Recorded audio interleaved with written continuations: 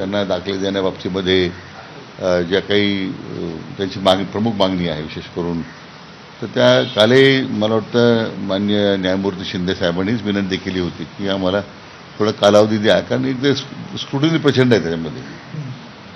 तसं मराठवाडा जर सोडलं, निजाम स्टेट सोडलं, तर अन्य राज्यामध्ये लोकांची बाय नेम आयडेंटिफिकेशन आहे की नावानं नोंद आहे. पण मराठवाड्यामध्ये जिथं निजामांचं राज्य स्टेट होतं तिथं मात्र नंबर्स आहेत फक्त आपल्याकडे. आता त्या नंबरमध्ये स्क्रुटिनी करून प्रत्येक नावाची त्यामध्ये व्हेरिफिकेशन करावं लागेल. पण तरी आता त्यातून काही मार्ग वेगळा निघू शकतो का? म्हणजे आपल्याला जिल्हा स्तरावर, तालुका स्तरावर, गाव स्तरावर आपल्याला काही मार्ग निघतो का स्क्रुटिनी करण्यासंदर्भात, ज्यामुळे या कामाला गती येईल असा. पण त्यात कायदेशीर ते करता येईल का, म्हणून आपण आता ॲडव्होकेट जनरल साहेबांचं ओपिनियन घेतलं आहे. त्याच्यावर ते संदर्भात त्या बाबतीमध्ये त्यांनी आता अभ्यास करण्यासाठी थोडा वेळ मागितला. शिंदे साहेबही बैठकीत होते ऑनलाईन, कारण शेवटी कोणताही सरकारचा निर्णय घेताना तो न्यायालयाच्या परीक्षेला टिकला पाहिजे. तुम्ही कालही मुख्यमंत्री देवेंद्र फडणवीस यांची भेट घेतलेली होती.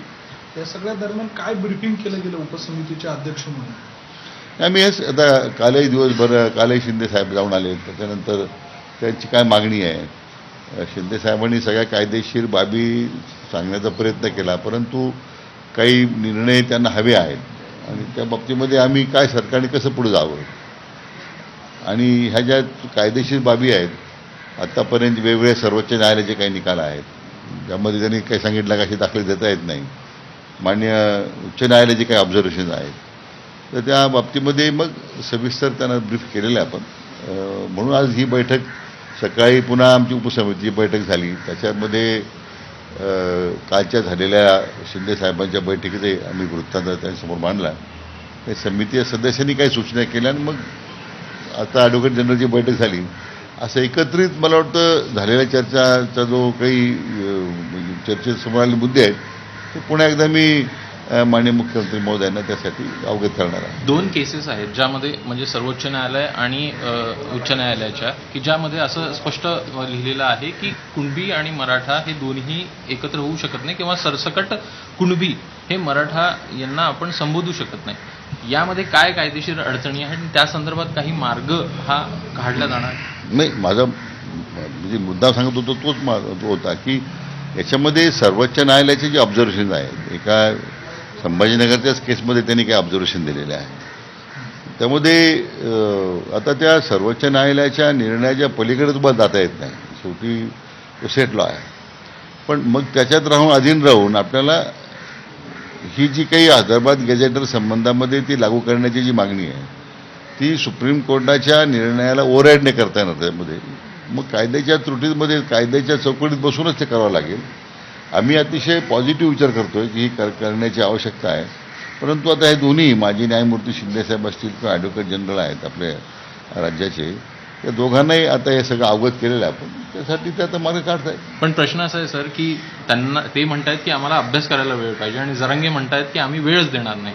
मार्ग कसा निघणार?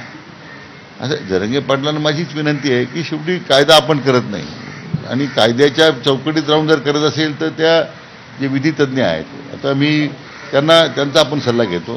त्यांच्याकडे काही अशी मंडळी असतील की विधितज्ञ असतील की ते आमच्याशी चर्चा करायला तयार असतील तर आम्ही ॲडव्होकेट जनरल त्यांची बैठक घालून द्यायला मी तयार आहे. आणि जर ते त्यांच्याकडे मार्ग असेल तर तो आम्ही तपासून पाहू. शेवटी आम्ही ओपन आहोत. असं काही मी काल म्हटलं की आम्ही कुठला प्रतिष्ठेचा प्रश्न केलेला नाही आहे. मार्ग निघाला पाहिजे हीच आमची भूमिका आहे. एका बाजूला जरांगेंच्या मागण्या, दुसऱ्या बाजूला सरकार प्रयत्न करत आहे आणि आता उद्यापासनं ओबीसीच्या संदर्भामध्ये महत्त्वाची बैठक मुंबईमध्ये पार पडते. छगन भुजबळ यांच्या उपस्थितीमध्ये ही बैठक पार पडणार आहे. राज्याचे सर्व ओबीसी नेते त्याला उपस्थित असणार आहे. एकूणच ही जी काही सध्याच्या घडीला नव्यानं आलेली मागणी, त्या सगळ्या पार्श्वभूमीवर ते देखील आता या सगळ्या दरम्यान विरोध करू पाहत आहेत. असं की ओबीसीच्या आरक्षणाला धक्का लागणार नाही हीच भूमिका सरकारची पहिल्यापासून आहे. आता ही जी मागणी मान्य जरंगे पाटील करतायत की हैदराबाद गॅझेटर लागू करण्याचा किंवा सातारा गॅझेटर लागू करण्याचा, हा काही त्याच्यातून ओबीसीच्या आरक्षणावर काही अतिक्रमण होत नाही.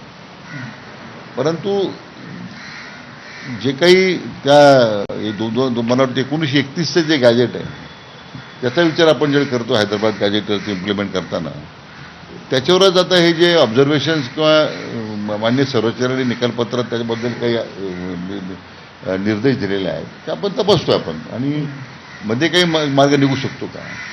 आपण काही म्हणजे माझं अन्य समाजाच्याही लोकांनाहीच विनंती राहणार आहे की तुमचं आरक्षण कोणी हिरावून घेत नाही. त्यामुळे आता हे या जरंगे पाटलांचा जो मुद्दा आहे त्याच्यावर फक्त आम्ही सध्या विचार करतो. धन्यवाद. थँक्यू.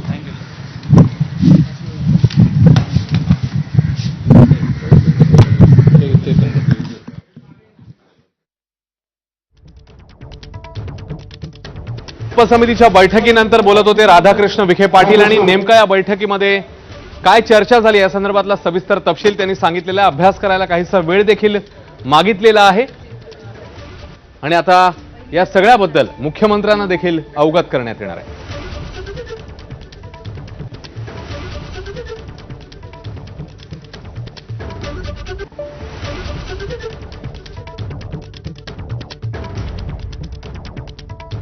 वेळापूर्वीच पार पडलेली आहे, आणि आता सरकारने या संदर्भात नेमकी काय पावलं टाकली आहेत, मंत्रिमंडळ उपसमितीत काय घडलं याबद्दल सविस्तर